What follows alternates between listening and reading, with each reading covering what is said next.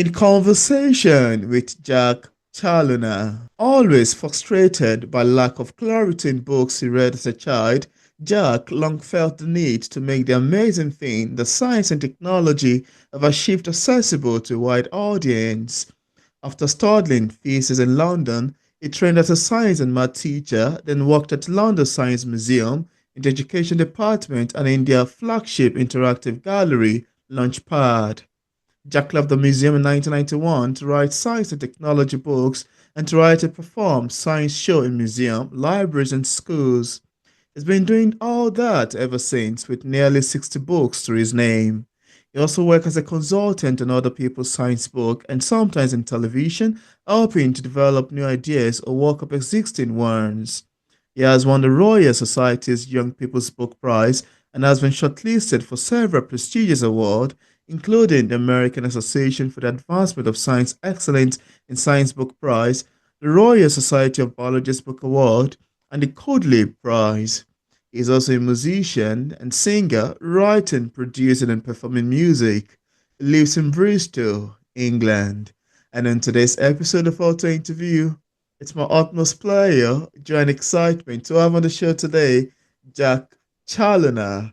How are you doing today, Jack? Hello, I'm doing very well. I'm enjoying the sunshine today, and Oh, yeah, thank you so much for inviting me on. yeah, it's my pleasure really to have you on the show today. Quite lovely. We are here to sit and have a conversation around your trunkload of amazing book, 60 titles to your lovely name. Quite amazing, really. I've been doing it a long time. Thank you so much. So, Charles, I need to first say that I'd like to start a conversation with your book titled The Cell, which takes readers deep into the microscopic building blocks of life, a world most of us rarely think about. I wanted to ask you what initially inspired you to focus an entire book on the cell, and how did you approach bringing such an invincible and complex subject to life for readers? Tell us. Yeah, thank you. So this was a book. I have it here somewhere. A beautiful cover, and inside are lots of amazing images, most of which are taken down the microscope of the incredible world of cells. And it's something I'd always been fascinated in. Although, as you said in your introduction, I studied physics at university, I've always been fascinated by all kinds of different fields of science, and biology is no exception. And the life of the inside the cell is just a remarkable thing. I've always been fascinated, and actually, the publishing company, approached me and said, "Would I like to write a book on the cell?" And it was that was a no-brainer. It was something that I really wanted to do. And I thoroughly enjoyed writing the book. And because my degree isn't in biology, I had to do a lot of research. And Wow. I'm a bit nerdy. So I love doing lots of research, and I had to dive deeply into the subject. And then, as I like to do with my books, really research something and then come out so that I can explain it clearly to a wider audience. So Yeah. I really loved writing that book. Yeah. Oh, wow. That's a lovely one, really. I love your answer to that. Sounds to be quite amazing and quite awesome. Now, I want to go to your other title, the one titled The Atom. And that reminds me of chemistry. And I'd like to share with you because you are the intelligent one in here. Because Sure. the only thing I remember back then about atom is that I'm not quite sure if I'm correct, but let me know. Atom is the smallest particle of an element. I'm not quite sure if that's correct. Yeah. Absolutely right. Have you been reading my book? You just remember it from school. Oh, that's quite Well, funny, really. I have that book here somewhere too. Here it Oh, is. really? Yeah, yeah, Yeah, the and answer. yeah, I think that book came after The Cell, and what I tried to do, I suggested the atom to them because the cell is the smallest building block of life, of living Yeah, things. So understanding the cell, the smallest part of life, yeah, can you can understand, the huge variety and how yeah, life functions. And in the same way, understanding the smallest particles of matter can explain so much about how the world around us is made and how everything behaves. So, and this one was a much more in my comfort zone because I did physics at university. So Oh, it was, wow. I still did a lot of research and did a deep dive into the subject, but it was more comfortable from the start. And yeah, I thoroughly enjoyed both of them, and they're beautifully illustrated, and that's really important to me as well. The visual side. I'm a visual thinker as well. Yeah, so I was quite curious, yeah, to want to ask if some of your books can be classified as an academic literature. I'm not quite sure if I'm correct about that, like a textbook or like a workbook or things they use in secondary schools and sciences or something. Certainly in secondary schools, and the cell book had a there was a scientific consultant on there, a professor of cell biology, just to make sure I got everything right. And he was really thrilled with the book, and he's been using it in here with his undergraduate students. But mostly my books are more informal, so they're for anyone. They're not really academic, but I Yeah. like to think of it as um, taking the all the amazing things, as you said in your introduction, that science has uncovered and made us understand about the world uh, in an academic way, but take them and then communicate them more widely. That's Wow. kind of what I like to do. I love the sound of that. And I'm just beginning to remember actually, your work made me remember actually. Many years ago, while I finished high school, I was the head boy in my secondary school. That was No? XX3, yeah. I remember when I first finished from SS3, I have this huge urge in me to write everything I know about biology from SX1 to SS3. And I was like, I need to write all those things I know. My head is boiling with all of these things, information in my head. I need to, but I never did. Yeah, it just came to my mind. I said, "Oh yeah, I remember I want to write because I love biology wholeheartedly. It's one of my Hmm. best performing subjects." Yeah. I'll send you a copy of The Cell. Oh, that'll be nice. Love it. I can even get a copy if you happen to know it next week. That'll be fine. Yeah. Yeah. Thank you. Thank you. Cool. Yeah. And also, Jack, you have another title in the name of Jon Snow, Real Lives, which touches on the cholera outbreak, an Yeah. important moment in science and even in some parts of the world, some parts of Africa as well. Yeah. What is Mhm. about stories like these that interest you? And how do you think they help people see the importance of science in daily life? I particularly love your answer to that second part of the question. Yeah.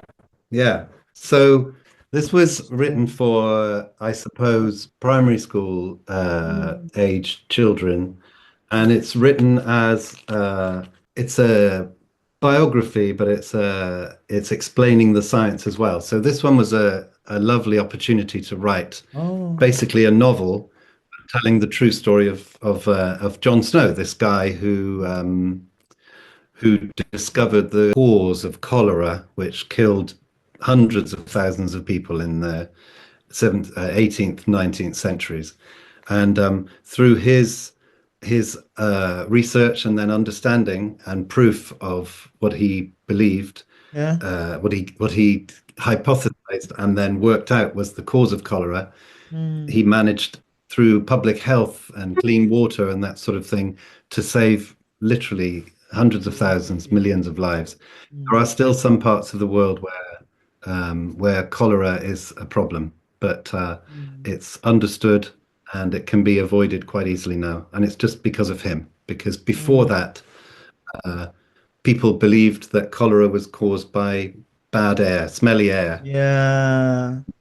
But it's not. It's something that goes into the water Mm, where people go to the toilet if they have that disease. So it's a waterborne mm, disease. And he was the person who discovered that. And he mm. worked hard for decades to work it out and to prove it.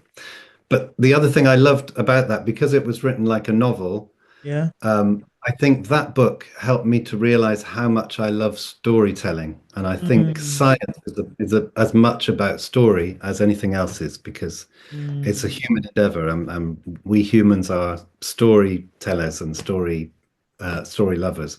And I love to tell a story. And I think whenever I explain science, I always try to do it in a story form. That's a lovely one because from your response, I can track that in there is a real life story that you're telling.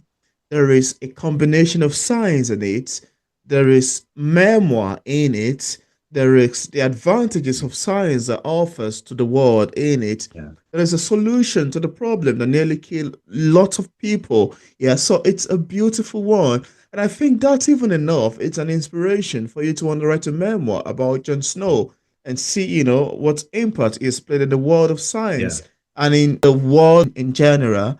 That sounds to be quite amazing. That's a great one you've done. Oh, thank you. I Quite, loved writing as well because I I read all about life in London at the time. He lived in London and in the north of England. I read yeah. all sorts of old newspapers and other books from around the time. So I did a lot of research so I could make it Mm, like a historically accurate, and that was a lot of mm. fun. Yeah, Wow, that's amazing. Well done. That's a great one. And also, Jack, yeah. you've written books for both adults and children. Do you find yourself drawn more to one audience than the other? What feels different when you're writing for them? I like your take on that too. Good question. Yeah. So after studying physics, I trained to be a teacher, as you said at the start, Oh, and so I've always been fascinated with inspiring young minds because I think young people are naturally curious. yeah, I think there's so much wonder in the world, and one way into that is through scientific understanding and understanding what scientists have yeah, uncovered. And yeah. so if I can pass on some of that and encourage young minds to become more curious or to keep them curious, Mm, then I love doing that. But I also love the challenge of explaining more complex subjects to an mm. adult readership, and it's both are hard work in their own ways. But sometimes a book for adults, like The Atom and the Cell, that's tens of thousands of words, and you've got to work hard on the explanations Yeah. and the illustrations. But so I enjoy both. I guess recently I've started writing again more for children, and Wow. I've just brought out the first three in a series of books written in rhyme for children. So Mm. yeah, I've got Yeah, that let's say somewhere. that. Yeah. So there's three books, and so there's why do things fall down? Oh, that's Um, gravity. yeah, gravity. What is Mm. water? That's all about water molecules and evaporation and things. Oh. How do we see? And so Mm. these are all written in rhyme, and I think rhyme is really good for young minds again, and to make it memorable and fun and interesting. So yeah, I'm really proud of those, and I'm working hard on. There's three more titles in that series. So at the That's moment, I'm amazing. focusing on those rhyming books for children. Yeah. I'm just beginning to realize that book in this category is quite important and they really help children to understand science better. I'm not quite Yeah. sure I've seen a lot of that category. I have seen books about children, moral, ethics, trying to teach moral and Mm, ethics, but I've not really seen much books directed in the themes of trying to teach children about science. Like you raise to the camera, please raise to the camera again. Why do things fall down? Things of yeah. that nature. It helped to create Yeah. this curiosity and also make science be quite easy for them as they Yeah. grow Yeah. up along the line. You know, oh yeah, I remember reading this book I never read a book of that nature when I was young. Just begin to think about it, that it would have been very, very good, quite amazing and quite lovely for us to have Yeah. children reading a book in that genre while they were young. It's up to Yeah. teach them about science from a very early age. That's a Yeah. lovely one, Jack. Thank you. And I'm hoping that when the children read it, and the rhyme will help them to understand, and the pictures, I've worked very hard on the pictures, and that I hope that then when they lift their head from the book, they'll look around them, and it will Yeah, help them to understand the world a little bit more. hilariously, some of them may not really understand what they are reading Mm. now. It may later dawn on them that, oh, now I see the importance of that book a year after.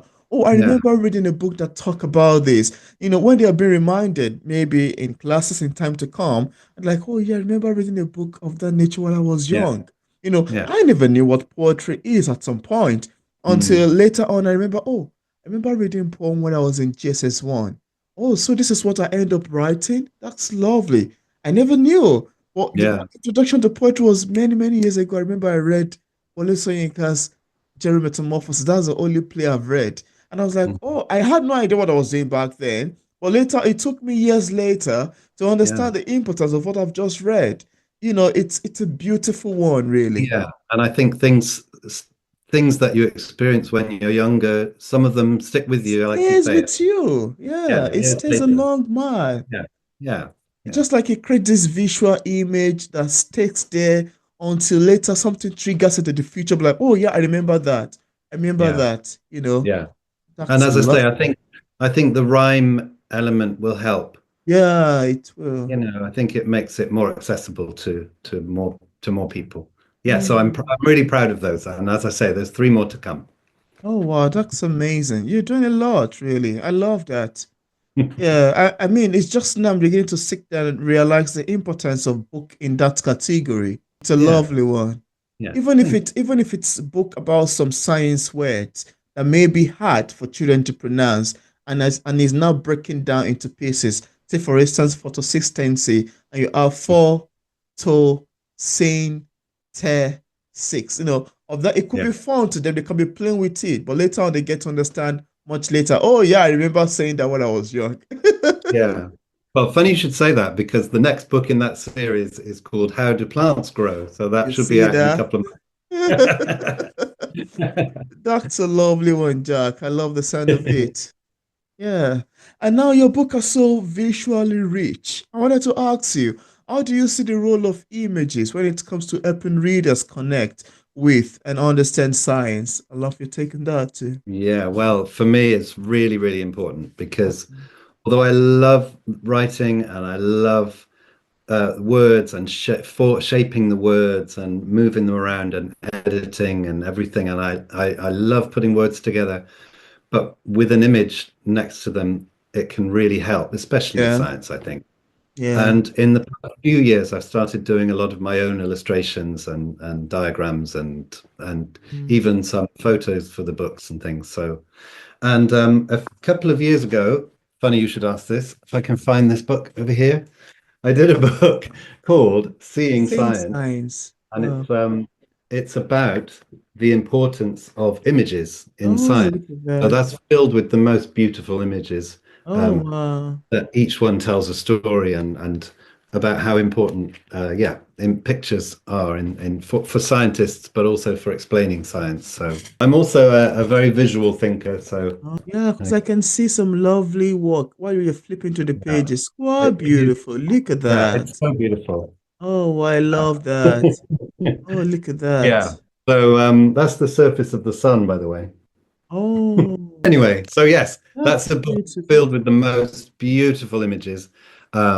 And there's a whole chapter on art as well, because some artists who are interested in science produce something that's not even necessarily explaining the science, but is getting across something about the science and their passion, and it makes people wonder and think about science in a Yeah. different way. So there's a chapter on art. There's a chapter on how computers are used to visualize data, Oh, lovely. big computer models of things, and some of the images in there are just beautiful. So, yeah, Mm. I love that one because images are so important in to me and to in what I do. So, yeah. Yeah, I love your take on that. That's quite amazing and quite lovely. Thank you so much for mentioning. And also, Jack, of all the books you've written, is there one that you're particularly or especially proud of? Maybe because of the topic, the process, or the impact it had? I'm curious. Mm.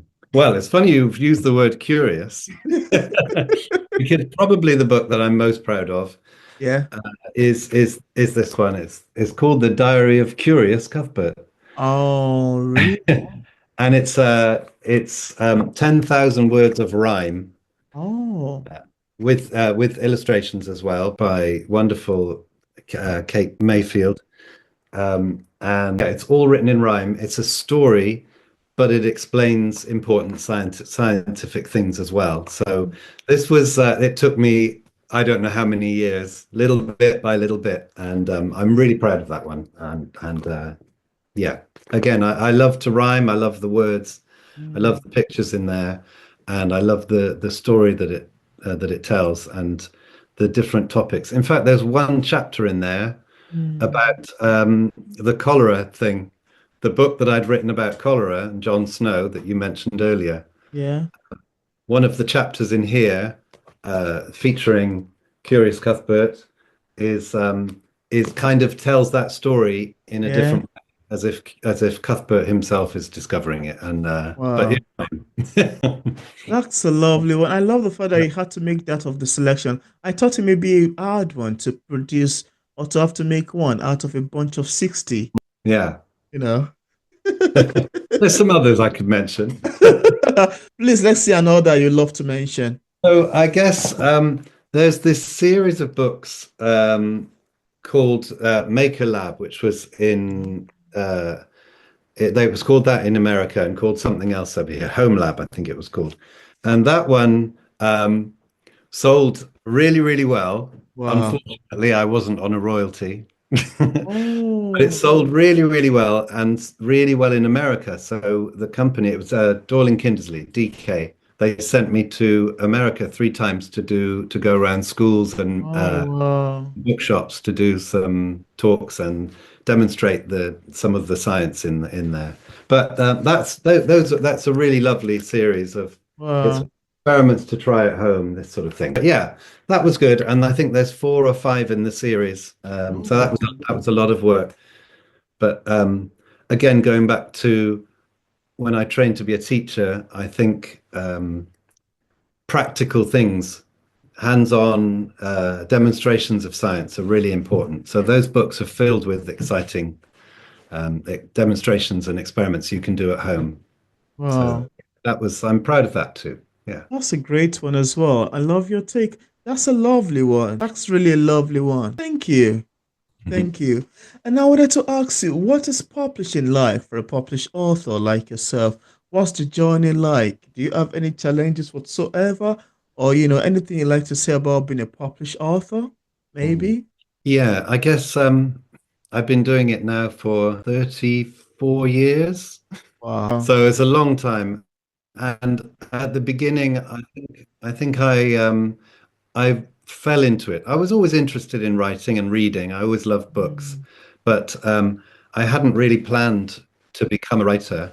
And when I mm, was working at the Science Museum, a publishing company asked for someone to come and be like a consultant on a science book, and yeah. I went and did it. And then they just Mm, said, "Would you like to write one?" I think they were impressed by me or something, and said, "Would you like to write a book?" And I said, "All right then." So, and then I did another book and gave up my job. So it wasn't oh, really that I was trying to be a writer. I just kind of fell into it. So I'm not sure. I think nowadays it's both easier and harder, perhaps, to become a writer because yeah. you can be a self-published person, and the I think the internet is a great leveler. That there's always an audience for whatever you write. There's someone out there who will read it, Yeah. but it's easier for people to write and be published. Mm, Maybe even by themselves. It means that it's a busy world out there, and you've still got yeah. to get it in front of people and get people to want to read it Engage and it. get your book. So I Yeah. think it's I guess the biggest challenge for me in my 35 years of writing is the money's not brilliant. Oh. I've kept going all these years, but I still haven't written that bestseller yet. Hopefully you write the bestseller soon. At what age? I'm Yeah. curious, yeah. Sorry to ask about this. But at what age did you started writing? You've been writing for 35 years, yeah. But at what age? I Yeah. started writing when I was, I think, 20 or 19, maybe. Right. What So yeah, age did it you would have start been. writing? If you can So remember. I'm going to be 60 this year. Don't tell anyone. Where you're on the channel. People are hearing that already. Oh no. So yeah, I would have been maybe 25, I suppose. Oh, Yeah. wow. That's quite amazing to know, really. Yeah. And before that, I'd written maybe some poems when I was when I was a teenager, and maybe little bits and pieces. And when I was working at the Science Museum, I was writing. stuff for teachers that would visit and Oh, explaining stuff there. So I'd done a little bit of writing, but yeah, yeah. done, probably 25 then when I started, when I was Wow. first. Yeah, That's yeah. quite a long one, really. Well Mm. done. Quite commendable. Yeah. And Yeah. apart from the books we've mentioned so far, do you have any other works you've authored or currently working on? So as you say, there's about 60 altogether. I've got most of them piled up on the table. I couldn't find all of them, but this year, as I said before, I'm writing more in that series. It's called Rhyme and Reason, the Yeah. series where it's written in rhyme and with the beautiful pictures and everything. Yeah. So there's three of those coming out. Hmm. And then later in the year, I'm writing another book for adults, Oh. which is, I think, well, I know what it is. It's about, it's similar to the one about images, but it's specifically Oh. about scientific diagrams. And in Oh. that book, we're trying to find people in science who aren't necessarily the best known people, but who made really important contributions and Hmm. them out. And so that's going to be an interesting one to research and to write. I'm looking forward to that. Hmm. Yeah, later Oh, in the year. wow. I look forward to that, really. Thank you. Hopefully, when that is up, we'd like to have you back on the show to have a conversation around Yes, it. definitely. That would be great. Yeah. That's lovely, really. That's so beautiful. And I know you've written in different genres and categories, but then I wanted to ask you, have you ever been interpreted in a different manner? Because one of the things that intrigue me most about writing is to sit back, fold my hands, grab a cup of coffee, and listen to readers' feedbacks. And sometimes it got me smiling, watching, shaking my head, and say, "Oh, okay, lovely." And you may want to agree with me that one of the things that makes literature to be quite complex is the fact that it can be interpreted by different people in different ways based on their opinion. Some readers might get a message intended by the author, some may be close to getting the message, some may be far from getting the message, some may hilariously misunderstand the book and interpret it upside down, and on and on and Yeah. on they keep going. Now, I wanted to ask you, how do you feel when readers interpret your works differently than you intended? How does that make you feel as a writer? That's a good question. I think for me, if I get any feedback that people have understood a bit more about science or have become more curious, then I'm happy. I think writing is an art form, and I think any art, if it's visual art, the artist puts it out there, and everyone will have their own take. Hmm. I think because I write mostly non-fiction, it's Yeah. not much of a problem. I guess instead of how people interpret the book, it's whether Yeah. they understand what I'm writing or not Hmm. about Yeah. science. Yeah. If I can get the message across about the science and help them to be inspired or to understand something that they didn't before. So I Hmm. guess that would be maybe frustrating if someone reads it and they go, I don't understand. Because my mission is to help people to understand Absolutely. and appreciate new things about science that they didn't know before. Yeah, that's a great one too. I love your take on that. I mean, I've been enjoying your answer to this question so far, and I can go Thank on and on and on and on and on with it. It's quite beautiful, really. Thank you. And I wanted to hear your advice because I know that there's so many people out there who are looking forward to becoming a writer, to becoming an you. author, who have been trying their hands on different things, might be, say, for instance, struck with writer's block, struck with publishing deals, sent the manuscript and they're waiting forever to get a feedback, Yeah. etc. Just wanted to have your idea. What would you advise people in this category, those who are still struggling with writing and publishing a book? Well, I think through my 35 years of writing, Yeah. I've been quite lucky that publishing companies have approached me Oh. and either said, we have an idea for a book, would you like to write it? Or, what would you like to write about? So I've always been lucky in that way. I think there's different publishing companies, and my name gets around, and so I haven't really had that problem. But I guess I've I'm sure I've had writer's block, and if I get a bit stuck, I wander off, and Yeah, you just have to push through, I guess. And yeah. when I'm in my flow of writing, it's the most beautiful thing. And as I said earlier, Mm, I love working with text and finding the right words and moving them mm, around. So mm. if you enjoy the process, which I do, then just keep going. And other than that, I can't really give any advice because in some ways I've kind of had it easy because publishers have always approached me. I haven't Yeah. had to strive so much. I guess with the book that I mentioned, that Diary of Curious Cuthbert, I used to have an author's agent, and I sent him this, and he said he loved it, but didn't really know any publisher who would be interested because it's all written in rhyme and Mm, rhyme doesn't always sell very well. So mm. that was, sometimes my own ideas that I think are really brilliant. Yeah. And if someone doesn't think they're brilliant or doesn't think they'll sell, that has happened a few times. And Yeah. I've then Yeah. been around to other people. Yeah. Yeah. But I guess if you enjoy the writing process and you have Mm. someone to read it And and go for appreciate it. it, then Yeah. go for it. Absolutely. Yeah. Yeah. That's a great one. And thank you so much for your lovely advice. And I'm hoping that viewers, even including myself, would love to utilize it. And just in case we have some viewers who are currently watching this interview, I would love to get a copy of any of your books.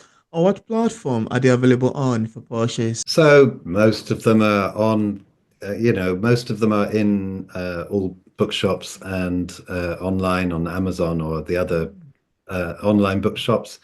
You can, or if you go to my website, which maybe you'll put in the description, I don't know, Yeah, I'm or gonna do yeah, that. yeah. Yeah. Then there'll be links on there as well. So Yeah. I would love for people to read my books. Yeah, that'll be great. Books. Yeah. Yeah. And I left a link in the description part of this interview where interested viewers can get a copy of Jack Challoner book directly on Amazon and Barnes& and Nobles on his website and also on other platforms. I also left a link to his social media pages for possible followings. So thank you so much, Jack, for Thank you. accepting the invitation to be featured on P English Literature. I must say this is very great, quite exciting, so animated, so lively, a lot of laughs we had having this conversation with you around the beautiful titles, 60 of it. Thank you so much for coming on. Well, thank you for inviting me. It's been great fun. Thank you. Yeah, it's my pleasure as well.